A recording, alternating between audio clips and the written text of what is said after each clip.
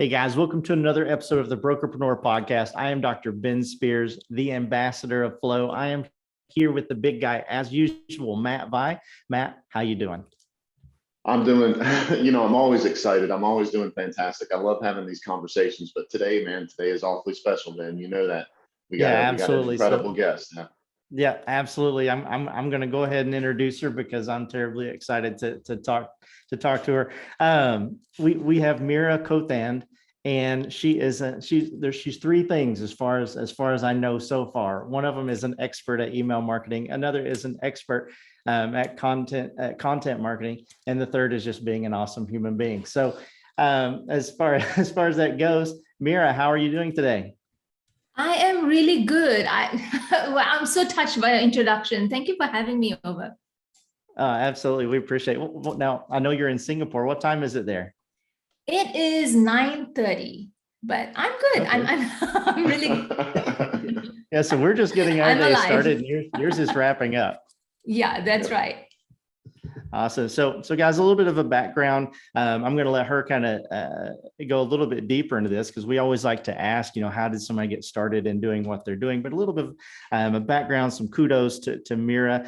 She's a 7-time Amazon bestseller. If you're listening, you don't see it, but if you are watching, I'm holding up all of her books here, and they're absolutely spectacular. I've read every single one of them. She's helped thousands of entrepreneurs, across the world with her products, her courses, and her online academy. Meera, you're a rock star. Why don't you tell us a little bit? How did you get started in all of this? Yeah, so I actually got started pretty much by accident. I had no kind of entrepreneurial background. I came from a very traditional family where, go to college, get your degree, and go find a job. So I never had aspirations to do anything online, let alone be an entrepreneur, have my own business, nothing of that sort. So I think this was back in 2013. I had my child. I was on maternity leave, and I was going to go back to work. There was always the plan. I was in international relations and marketing in corporate, and I had a little bit of a health scare. So I had to go get surgery, go get myself sorted out. I realized, hey, I couldn't go back to work because I had to tell them that, I can't take you up on your offer. So I was at home sitting down, and I was wondering, what can I do? And I wanted to bring in my love of writing and marketing. I've always been passionate about that. So that was how I started my blog, just to kind of share where I felt the conversation would lead me. So I was really looking out at the conversations people were having in groups and communities and trying to find gaps where I felt I could value add. And I shared that in my blog, and the audience started to kind of grow organically in a sense. So the rest of it was so-called history because, it just that interaction and engagement with my audience, and then led to me creating courses and books and so on. So yeah, in a nutshell, this was how I actually began, pretty much by accident. No, I absolutely love that. And so, when you were starting, your blog, did you have the expectations that it was going to go, the way that it went, or we're just saying, listen, I'm going to try this and see how it goes. I know that, a lot of our listeners, we all have goals, we all have aspirations, and we have visions of what's going to happen. But sometimes we can get caught up in 5 years down the road versus just, the next day. The day-to-day. Yeah, absolutely. So for me, well, I didn't know it was going to go as well as it has, but I went into it wanting to do it right. So I went into it really thinking about it as a business before I was even earning a single dollar. So I made certain decisions, being very intentional, going into email from day one, going, and the type of topics that I wanted to talk about, having an understanding of what, kind of leaning into my zone of genius, and only talking about topics where I felt I could value add. So for me, it was always about trying to find a gap in the marketplace and where I could value add to the conversation. So I was not really interested in saying what everyone else was saying. And it was always about, okay, what else can I add to this? Or what hasn't been addressed as yet? I think these are the questions that kind of led me into doing things the way I have, whether it's choosing to self-publish, choosing to get started with email from day one, or the type of topics that I write about in my email newsletters and on my blog. So no, I didn't know that it would go this way, but I wanted to do it right in terms of having that proper experience for that subscriber. I think these are the little things that I felt the decisions I made very early on were kind of led me down this road. Yeah. Yeah, Matt. So we love the value add first, right? I mean, that's why. So everything that you've written, I think Ben has tried to consume pretty much everything that you've written as far as the book goes. You saw he held that up like a fan of rummy cards, right? He grabbed those because that's where he's got them all the time. Anytime we're doing anything, Ben's like, "But Meera said this. We've got to do this," and so we love that. And the reason why is because that comes from the same exact place. You have to reach in and add that value first. It really has to be thinking about them and what is best for them.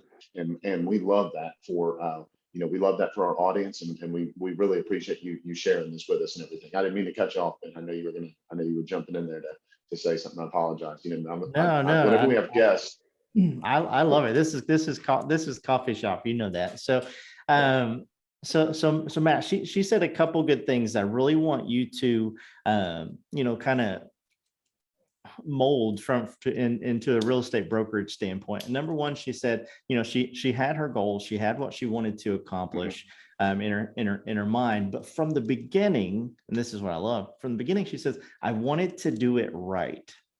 Yep. Right. And so I know that you and I are huge proponents of that way of thinking, because it's very easy.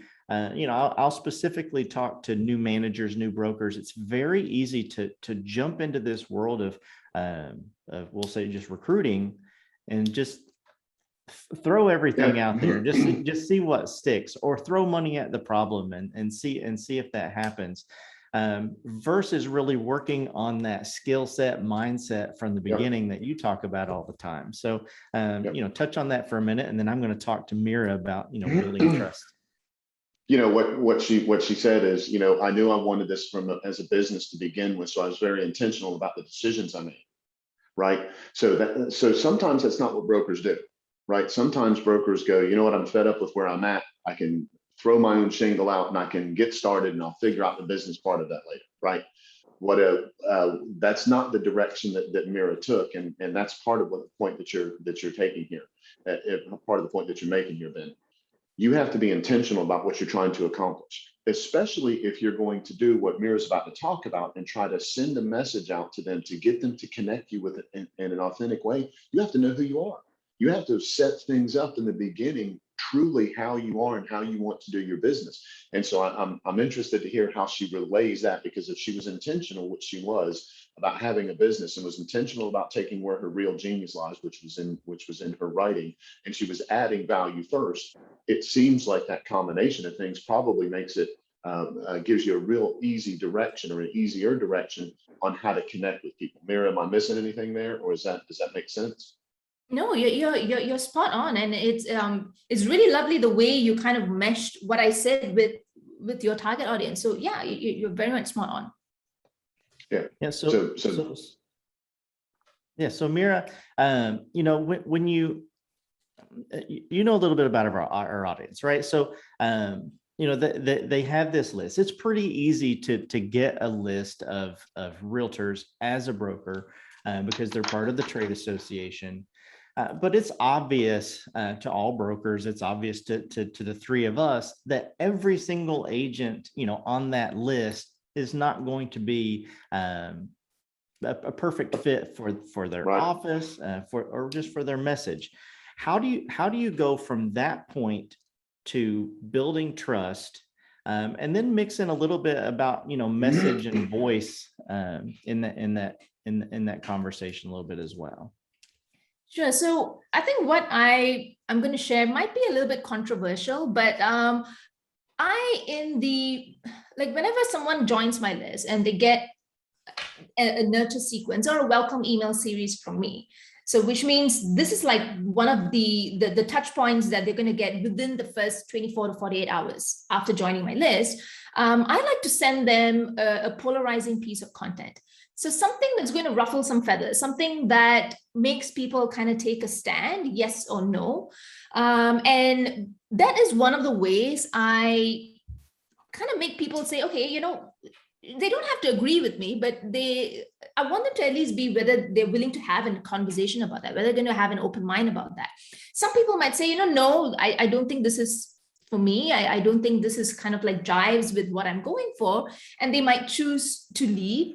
And I would rather people take that route and choose to leave and then stay on my list and kind of skew my stats, my email stats, and then, you know, I'm just kind of accumulating a list of people, and the majority of them don't really end up buying from me, don't really end up being a customer or anything of that sort.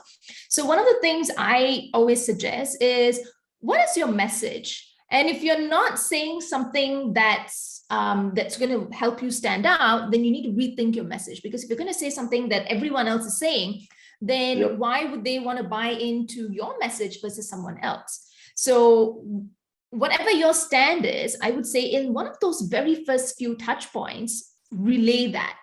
And this is how you're going to kind of attract an audience and repel an audience at the same time. So whoever you're repelling, that's perfectly fine. But whoever you're attracting, then those are the people that you want to keep close to you, and then use and nurture those specific people. Yeah. So, you know, if you want to get really specific, you could kind of leave. It really depends on the functionality of the email service provider you're using. You could do segments in terms of getting them to make choices, like click on certain things, and then you could tag them or segment them. You could do that. Or the other way is to kind of play a little bit of a long game, where through your series of content, people naturally kind of drop off if they don't jive with your message. Yeah. Yeah, that's so good. Get them to raise their hand and say whether they truly want what you offer, what you authentically are. That's huge. And I love it that you're doing that early on in the beginning, Meera. That, you know, why waste time, right? Why get them in the list and put them in the loop? So I think I probably know the answer to this question, but I've got to ask it, because it seems like that would really impact it. If you're making those determinations early on, and you're you know, verifying the message early on, your open rate, your click-through rate and everything on your emails just has to be through the roof, right? Because you're doing that verification, you're doing that vetting. Tell us a little bit about that. Where's your open rate, and how much do people click on it, and all that kind of stuff? Yeah. So, okay, if you're going to take kind of like the average industry kind of standard, the open rate, if I'm not wrong, from the last research I read, is about 15 to 20%. And naturally, as your list grows bigger, your open rate does drop. So mine hovers at around 35%. And your click-through rate, I would say the minimum you want to meet is 1%. So for me, my click-through rate is, I don't know, it really depends on the type of things that I share. I don't have my numbers offhand, but yeah, the bare minimum is like 15 to 20%, and then 1% click-through rate. So the whole intention for me is, specifically, research has shown that the first 48 hours, that is when people are the most engaged, when you reach out to them. And if it's the first time that they're in touch with you. So you want to make an impact within this 48 hours, and you want them to, like you said, raise their hand and say, you know, yeah, hey, I'm with her message. Let me hear more of what she has to say. Or they could take the other stance and they're like, you know, I'm not really driving with this. And then they could drop off. So it's for you to get clear about who it is that I want to attract. So people always have a little bit of, you know, kind of like a hesitation or a doubt about, all right, who exactly it is that I want to attract. So if you are in that boat where you don't really know, okay, who is my person, think about who is it that you do not want to attract, or who is not your ideal audience. So it's kind of by elimination. So once you get clear on that, you would know that, okay, maybe the person that I don't want to attract would maybe relate to certain terms. So just to share like my own example, my brand doesn't really use the terms mompreneur, or it's not something that jives with my brand. So I would not be using terms like this anywhere on my copy, because that's not really the type of person that I want to attract. So I would suggest doing the same. If you get clear about who you don't want as your ideal person, and then make sure you're not using those terms anywhere in your message. Yeah. Yeah, I like that a lot. So, I was reading one of your blogs, and came across a couple things that really resonate with our listeners, and I wanted to kind of share that, and have you go a little bit deeper into this. So, you talk specifically about building an ecosystem. So, when you're going through and you're having this resonating, polarizing message, to really figure out what, who it is that you have, or that's attracted to your brand. The next step is kind of building a brand and an ecosystem within those people. And you talk specifically about the first step being essentially a step and not a wall. And it said, make the first wall a lot smaller, just make it a step. And then you go on to talk about, then spend time, building relationships. Well, a lot of our listeners, from a recruiting standpoint, they will start by picking up the phone and saying, hey, Matt, do you want to sit down, have a cup of coffee, and talk about how I can help you with your business? Right. And they just go, they go right for that, exactly what they're trying to get.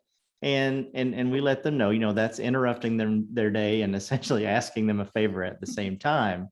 So why don't you talk to us about the importance of, starting small with that first step, and then, building relationships from that point on. Yeah, so there are a lot of people in my audience who do the same thing. The very first ask is, hey, jump on a call with me. And it can be a little bit intimidating, because you're still sussing the other person out. You're still figuring it out.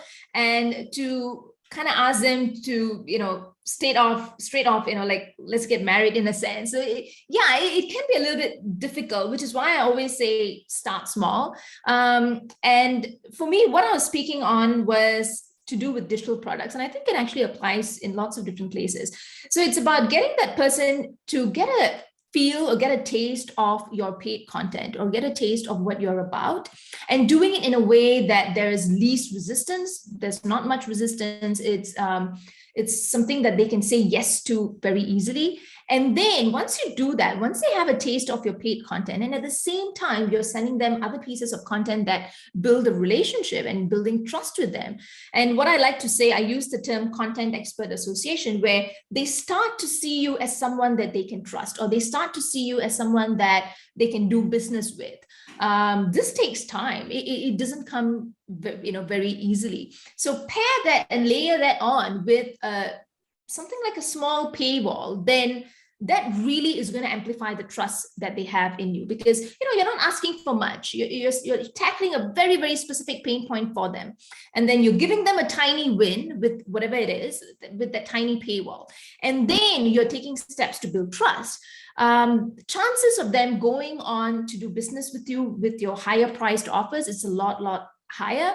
Compared to if you're going to ask that upfront, because there is not enough time for them to get to know you. And every customer has kind of like a journey. And I talk about this a lot in a lot of my books. The buyer's journey, where, it takes time for someone to be aware of, consider and evaluate, and then finally reach a decision on the type of offers that you have. So for them to even reach a stage of decision, they need to be aware of their pain points in the first place. They need to be able to go through that process where they are considering and evaluating all of the solutions that are out there. And it's your job to help them take these, kind of inch them along their journey. So how you do that is through content, through engaging with them. So if you can't take someone from being completely unaware right to decision all in a single day or over a phone call. I mean, it's very hard to do it in that way. So it's a couple of tiny steps and then nudges along the way, so that they are kind of led along seamlessly through their journey, the so-called customer journey. Yeah. Yeah. So Matt, I'm going to ask you to touch on this just a little bit. Because again, brokers may say, and feel free to talk about events, challenges, that kind of things, but brokers may say, well, gosh, I don't really know the first thing, the first little tiny step that I could send. All I know is to call and ask them for a cup of coffee, and if they would like to sit down and hear more about our business. So talk to us, briefly about that process, and maybe a couple little things that they could offer that would lead them later on to that ask and that process. Hey guys, this podcast is powered by Prospect Boomerang. We all know broker owners struggle with profitability. Prospect Boomerang compounds your profits by recruiting the best agents to your brokerage. For consistent growth, visit prospectboomerang.com. Yeah, so the information there is just so spot on. We love it and we appreciate that. So yeah, instead of just calling and saying, hey, do you want to sit down and have a cup of coffee? What you're actually doing, and you use the marriage analogy, what they're actually doing is saying, hey, look, I don't have a whole lot of time. I need you to go ahead and make a decision whether you want to buy it from me or not, right? Quit doing whatever you're doing and come sit down with me and buy or not buy, right? So that's why we use the challenges. That's why we use the events. That's why we have the lead magnets. So instead of saying, hey, come work for me and I'll help you get more business, instead of saying that, say, how come you're not getting the business that you want? Are you not converting it well? Because you can buy leads anywhere, but are you not converting it well? Is that really where the issue is? Well, that's what my company is good at.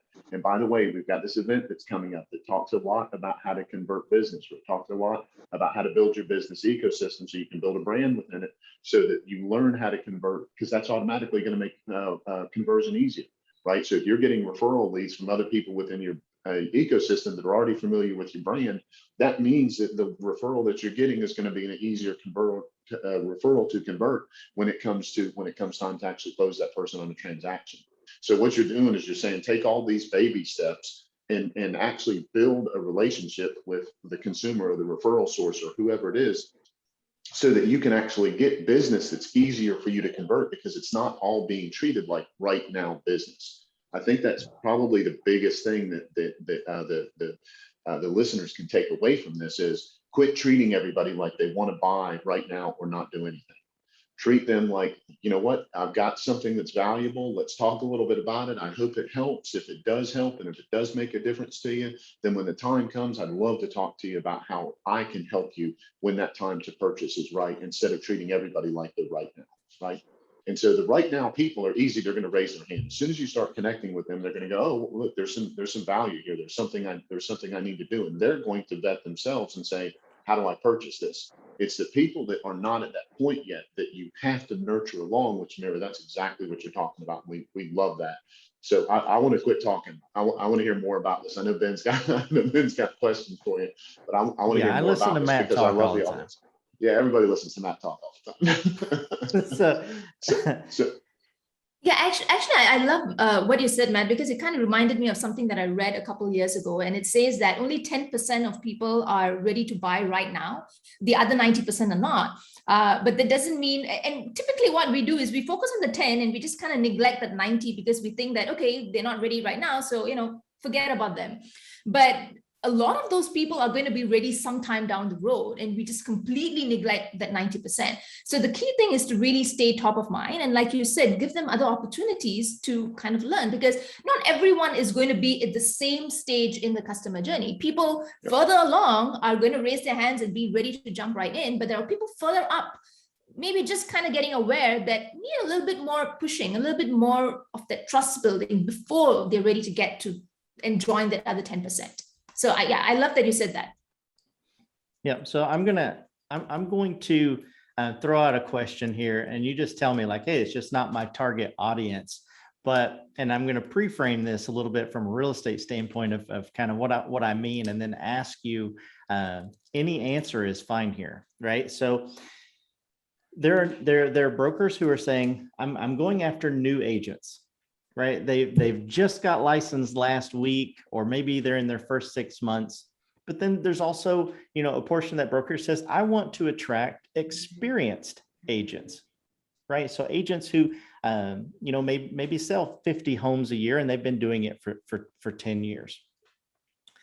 My question to you is, do you find that when you're writing your nurture sequences or you're doing these things, you're obviously going to send a different message to someone who is brand new to email marketing versus, maybe someone who says, hey, I've been doing email marketing for 10 years and I've had some success. How do you build those pathways that allow you to attract both of those people? Because essentially, brokerages need both of them. And I'll open it to you to answer that, but it's okay to also say, well, my target audience is really just this, and that's who I focus on. Yeah, I love that question. So yeah, it really depends on the type of business you're running. So like you said, spot on, brokerages, you need two types of people. You need the brand new people. You need the guys who are a little bit more experienced, because it's kind of like a symbiotic relationship. You kind of feed on one another in terms of sharing experiences and so on. For me personally, when I'm writing each sequence, whatever the content pieces I'm sharing, I always have an end goal where I'm leading them to. So this could be pitching them a membership, pitching them a community, pitching them a particular course. And for each of those specific offers, I do have an ideal target audience. So for instance, for my email program, I am targeting people who are problem aware. So these are people who understand the pain points that they're going through when it comes to email. I am not interested in targeting someone who is not sold on the idea of an email list, because that's going to take me a completely different type of work and content for me to convince them that, hey, you need an email list and all of that. So I'm not really targeting my content for that kind of audience. So because of the type of team that I run, I'm focused on only attracting a specific type of person for each of my offers. But for, like you said, someone like, who runs a brokerage and stuff like that, yes, you do need both types of people, and you can very easily actually segment them out. It's really a matter of within your email service provider, where through a simple quiz, or getting them to kind of identify with certain things that you've listed. Maybe I've been in business, I've been doing this for maybe 3 to 5 years. I've been doing this for 0 to 1 year, something like that. And once they click on that, you automatically segment them out, where you send them kind of like a tailored, targeted sequence of content pieces, or that's tailored to the experience, tailored to the message that you want to share with, whether it's an experienced person or someone who is brand new. So it's really just understanding the mechanics of whatever program that you're using on your site. You can get your audience to segment it out. So within my community itself, there are people who only target just one audience, and who do see themselves targeting a few different people. Like there are people who run education centers, and they find the need to target students and parents at the same time. So it can be done. I mean, it's a little bit more work because you do need to tailor your messaging, but it can be done.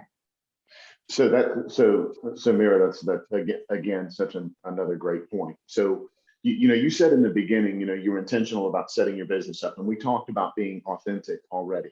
I think the issue that a lot of brokers run into, and I gotta kind of put this out there, when they think that they're attracting or going after a certain type of agent, it's not really about what's best for the agent, it's about what's most convenient for them. So a lot of times you'll have brokers that say, well, you know what, I really just want experienced agents. And the reason why they say that is because it's less work for them. They're not set up because they don't have the training. They don't want to invest in them that way. They just want that person to come on board and start being productive. That's fantastic, unless that's not how your brokerage is set up. If your brokerage is really set up that's going to be more conducive to a newer agent environment, and you're going out there trying to get the experienced agents because you're not authentically putting your message out there about who you are, then you end up with a conflict in your appointment and interview process. And so it's important to say in the beginning, take a real close look at who you are and what it is that you offer and how you're structured, because the things that you offer in your office are set up either for both groups. Sometimes it leans more towards one group, like experienced agents, and sometimes it leans more towards new agents. And you can't be telling your audience or sending things out to your audience, trying to connect with an audience that truly who you are doesn't resonate with them, because all that's going to do is frustrate your entire process. Yeah, absolutely. So, Meera, just a couple things, and then I'm super grateful for your time. Just a couple more things. We've heard the fortune is in the follow-up, right? So let's say, this is very similar to, someone who puts something in a cart and then says, maybe not right now, and then they leave that cart. So let's say a broker, nurtures the people. They build an attractive message. The agent comes in, says, yes, I would love to sit down with you and talk about, what your brokerage can do for me. They sit down, and then they say, well, let me think about it. Or sometimes they'll just say, thank you for your time. No, thank you. This isn't the brokerage for me today. And I know that there are a lot of brokers that when that happens, one of two things happen. They either get their feelings hurt, right? And they say, oh, I'm not good enough or something like that. Or, and so there's three. They get their feelings hurt, or they get angry and they say, well, I didn't want that person anyway, right? Or, they're the person like we're getting ready to talk about, and saying that doesn't mean that you're not supposed to stay connected with that person, because it doesn't mean they won't want your brokerage 6 months from now, a year from now, 5 years from now. So what would you say from a follow-up standpoint, is kind of some rules of thumb that, work across business. And then Matt, of course, I'm going to come back to you after that, and you can put a real estate spin on it. Yeah, so it actually, the situation that you just shared, it applies to so many different, in lots of different niches, lots of different businesses. So for me personally, because I sell digital products, and I've got lots of people in my audience who sell coaching and digital products as well. It's a situation that happens very often where, you're selling something, people are like, maybe not now, they still stay on your list. There are people who come and tell me, keep selling this to me because I'm not ready right now. Those people give you a very clear message that, okay, it's okay for me to keep selling to them, but there are others who may just not say something. So if there is a way for you to kind of keep tabs on the response that you've had, perhaps after that cup of coffee or after that call, where they're like, maybe I'm in the middle of something, can you reach back out to me in 6 months, or can you reach back out to me in a couple more months? So if you are able to do that, I would say in the back end of your email service provider, whatever it is that you're using, keep tabs of that person, have like a tag or put them in a group of people, and give yourself a reminder to follow up with them after this amount of time. So for me, when I know that there is a specific group of people who told me that I would be ready to get this in 6 months or 3 months, I do reach out after that specific period of time and give them the opportunity of getting on some kind of like a VIP list, like like an early bird or a VIP list. And then I would pitch them that offer again, because they specifically told me that I can reach back out. Now, for everyone else, they kind of go back into that system of nurture, because it just shows that they still need a little bit of handholding to get to that stage where they're ready to make a decision. So whenever I am ready with an offer, the same offer, if I'm relaunching it again to my list, I still make sure I do my due diligence, where I walk them through, kind of any objections that they have. I'm going to try and counter that for them. I'm going to, any kind of false beliefs that they may have about that particular topic, I'm going to make sure I address those. Any kind of FAQs that I may have missed out on in the previous conversation that I had with them, I'm going to make sure I address those as well. So it's kind of like a continuing cycle. And every time you do that, more and more people from that list, that 90% who said no, are going to kind of move into that group that say yes. So, it's really going back to the basics of knowing how to nurturing someone and taking them through that journey again. So yeah, I mean, there's so many different ways you can do it. You can manually keep like a follow-up system, or you could kind of add all of them into like a follow-up pile. And then when you kind of reach out to them again, make sure you address the objections, the false beliefs, and all of that from the start. Don't assume that they already know, because sometimes you need to put your message out there. And there's this thing that people say, people need to come in touch with your message at least 7 times before they convert. I don't really know how much that is true, but you do need to keep reiterating your message again and again. Yeah. So Matt, talk to us a little bit about that follow-up, those touch points, and, maybe why, everybody shouldn't, get their feelings hurt if everyone doesn't want to sit down and have coffee with them every single day. You can only drink so much coffee. I know, but iced coffee, I don't know if I have a limit on iced coffee. So yeah, Matt has no limit on iced coffee. That's for sure. And candy corn. Yeah, and candy corn, that's right. So there is apparently there's a bottomless pit in my stomach. I think it goes straight to a hollow leg or something on one side, and it's like I can have so much of it. And the funny thing is, I never had a full cup of coffee until maybe 8 months ago, something like that. I just couldn't, for whatever reason, I couldn't stomach it. And then all of a sudden I started drinking iced coffee, and I was like, that's my drink. So anyway, all right, enough of that. So if I keep talking, Meera's going to need iced coffee because it's 10 o'clock where she's at. So I'll stop at that point. But I will say this: I was actually trying. I wanted to make a point of this because I knew that this was really important for our audience, and I knew that Meera was excellent at this, and I knew that it would come up, and so I was trying to keep track of it. And I lost track because there were so many other things that I was writing down because what she's saying is so incredible. But you said the word nurture so many times. I think it's very important to point out that whenever you're trying to develop a relationship with someone, no matter what type of interaction you're having, whether it's them buying a service or whether it's them, buying a product from you, you have to make sure that you stay connected with them, not just I'm giving you something and it's in front of you. It has to be something that nurtures them. It has to be something that brings them along. It has to be something that connects with them in a way that's adding value to what it is that they do, right? So we've all heard before, a tree is either growing or dying, right? So that's the reality of it. What real estate agents' business is the same exact way. And the truth is, brokerages are really good at different phases of that growth or at good phases of that dying of the tree, right? There are some brokerages that an agent can do really well if they're trying to slow their business down and trying to sell it to someone else, compared to other brokerages that are just really hyper focused on the beginning part of the growth or the middle part of the growth. It is not one size fits all. That's simply just not how it is. You can't be that way no matter what you think your brokerage is. That's not how it is. Take an authentic look at who and what you are. Figure out what part of growth or dying that you're best at, and that needs to be part of what you're nurturing people with, so that it's helping them be in the right phase. What's going to happen is that message is going to resonate with people, and you're going to start attracting them. Instead of chasing those people, you're going to start attracting them because you're staying in front of them with a message that truly is aligned with what your brokerage does. And I promise you, there's enough of an audience out there. So guys, from a brokerage standpoint, what we worry about is I have to be a lot of things to a lot of people, or I'm not going to make enough money.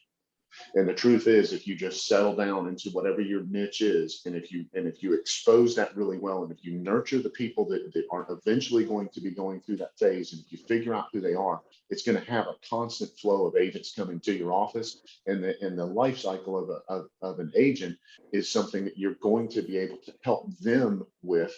At the same time, it's going to help you make money. And so, Meera, I appreciate you bringing that up, because that's what you were talking about by bringing up the nurturing over and over, and how important it was in being foundational to what you're doing. So we appreciate you bringing that to the podcast for sure, because that's such an important message for our listeners. Yeah, absolutely. So, Meera, I know it's late there, so I'm not going to take up any more of your time. We would love to have you on and talk about some other things, at a later episode. So I hope you had fun and maybe be up for that sometime. I want to make sure that everyone who's listening knows how to get in touch with you, how to learn more about you. Of course, everything that you say, I will put in the description below, make clickable links so that you guys can find her and follow her easy. What's the best way to connect and learn more about you, Meera? Yeah, so it seems we were talking a lot about email. If email is on the radar of anyone who's listening to this, then I do have a free email course where I do talk a little bit more about how to get started with email, how to nurture your audience. So that's at meera.email/course. I would say that's the best way. Or if they're kind of looking into diving into a little bit more of my books, then on Amazon you could just type in my name and it's going to show up. So yeah. Perfect. Yeah, I'll put that link there, and I'll put links to all of her books as well. So, Meera, thank you so much for coming on. Thank you so much, Meera. Yeah, I'm going to put a bow on this really quick, and then we will let everybody go. So guys, if you're listening to this on iTunes, Spotify, Stitcher, Deezer, any of those platforms, make sure you hit that follow button. If you're watching us on YouTube, hit that red subscribe button, that bell right beside of it, you get notified every time we drop a new episode. If you want to learn a little bit more about, everything that we do, go to brokerpreneurpodcast.com. If you're an old school listener, you can still go to prospectboomerang.com, click on podcast at the top. It'll redirect you to that page as well. Matt. Yes, Ben. We get the luxury of sitting down and talking to, Meera and some of the other greatest minds in business. But we really do these podcasts for one reason and one reason alone, and tell them why that is. Because we just want to be part of your win.